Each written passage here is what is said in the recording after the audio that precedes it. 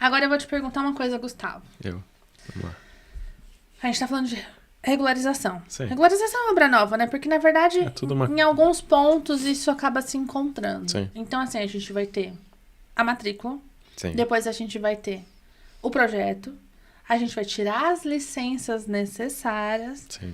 E a parte de impostos e taxas, onde que isso entra? Porque isso tem que ser considerado no começo, né? Sim, com certeza. Na verdade, essa parte de taxas e impostos, ela tá durante praticamente o processo todo, né?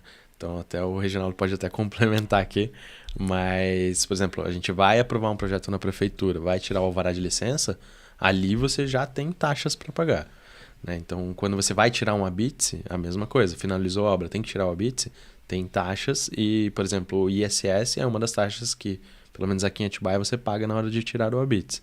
E não é uma taxa tão baixa assim, dá para se levar em consideração um valor mais alto.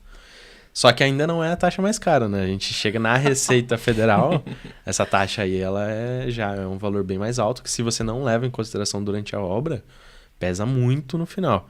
E acaba até empacando venda muitas das vezes, porque o proprietário não tem dinheiro para pagar aquela taxa. Sem a Receita Federal você dificilmente consegue averbar. Tem cidade que acaba averbando sem a CND da Receita, mas pelo menos aqui na região... Mas não é a regra. Né, aqui na região, pelo menos, praticamente 100% das cidades pedem a CND. Então, sem a Receita Federal você não averba e aí você não consegue vender. Então, assim, Explica é importante... o que é averbar a construção, por gentileza. Averbar é você fazer constar a edificação na matrícula. Então, para você vender uma casa, você precisa que a casa esteja na matrícula. Documentalmente. Se você não consegue averbar a construção, você tem apenas um lote. E aí você não consegue vender um lote financiado onde existe uma casa. Então, assim, tudo vai se ligando, né? Do início da obra até o final. Então, por isso que é legal esse planejamento já desde o início, principalmente, né, na questão dos valores. A mesma coisa do custo da obra. No custo da obra também implica as taxas e impostos, né? Antes de passar a bola pro Reginaldo, eu vou falar uma coisa. É muito engraçado porque, assim... Eu não quero trabalhar contra mim mesma, gente. Ai, eu sou péssima. Porque, assim... A pessoa fala assim, não, é muito caro contratar um engenheiro, eu construo. E aí ele vai lá e faz o que ele quer. E para regularizar, ele não vai ter que me contratar? Eu não vou ter que desenhar um projeto, eu não vou ter que aprovar o projeto, eu não vou regularizar isso na Receita. Depois ele não vai pagar os impostos do mesmo jeito. Sim. A única situação que ele não vai pagar os impostos do mesmo jeito é se ele tiver tributado, área construída no IPTU há mais de 5 anos. E aí a gente vai estudar as suas possibilidades de decadência. Mas fora isso, ele vai pagar um engenheiro do mesmo jeito. E aí ele perdeu a oportunidade de ter um arquiteto ou um engenheiro ou um técnico de edificações que desenvolvesse um projeto que tivesse uma ventilação adequada, iluminação adequada, tamanho de cômodo adequado. E no final, para ele regularizar, ele vai contratar o profissional de qualquer jeito. Então, contrata no começo, né? Agora, se sua casa já existe, vem regularizar com a gente. Mas é que eu fico numa situação, porque assim, ao mesmo tempo que a gente quer ajudar as pessoas a regularizar, eu preciso que as pessoas entendam que o caminho mais inteligente, mais econômico, mas eu não gasto no começo, mas gasta no final. Então, assim, vai gastar.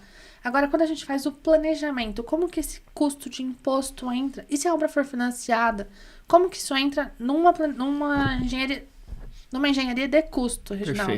Perfeito. O imposto, normalmente, ele entra no custo indireto. Tá. Esse é o primeiro ponto. Por quê? Porque ele não está, apesar de alguns impostos estão direto na obra, para a gente mensurar isso fica complicado. Então, normalmente, a gente coloca taxas e emolumentos, que é uma linha normal de orçamento ali, taxas e emolumentos. E aí a gente coloca ali as principais taxas que o Gustavo falou do começo. Então, a aprovação da prefeitura, a ABITS, o ISS e tudo mais. Colocou ali. Show de bola. O que acontece na obra financiada? Quando você vai financiar uma obra, a Caixa ela tem algumas etapas que ela cumpre ali de um cronograma que ela estipula. E aí a gente coloca ali qual é o prazo desse cronograma. Dois fatores são muito importantes. O primeiro, ela financia os impostos. Então, assim, ela paga por eles. Ela paga os impostos e os projetos. Então, essa objeção de, olha, o meu engenheiro vai ser muito caro agora e tal. Não, porque a Caixa vai te reembolsar. Então, uma estratégia, por exemplo, né, já dando algumas dicas aí de financiamento contrate os profissionais, faça todos os projetos que ela exige, elétrica, hidráulica, estrutural, tudo isso, porque isso vai ser a medição daquela etapa de serviços preliminares. E economiza demais, né? Então, assim, às vezes, o que acontece muito? Às vezes demora um pouquinho para começar, a empreiteira não rolou ainda e tal, e já está rolando o financiamento. Isso é uma parte importante. Então, se o serviço preliminar ele aborda os projetos e os impostos, se eu já paguei, se eu tenho comprovante, eu posso medir. Então, a Caixa já vai te reembolsar mesmo sem ter nada. Tá, legal. Porque, Que bacana. pelo menos eu já gastei, eu vou ter uma obra em atraso, tá tudo certo, dá para ajustar, reprogramar se precisar, mas há uma primeira medição. Não é algo que você não teve custo.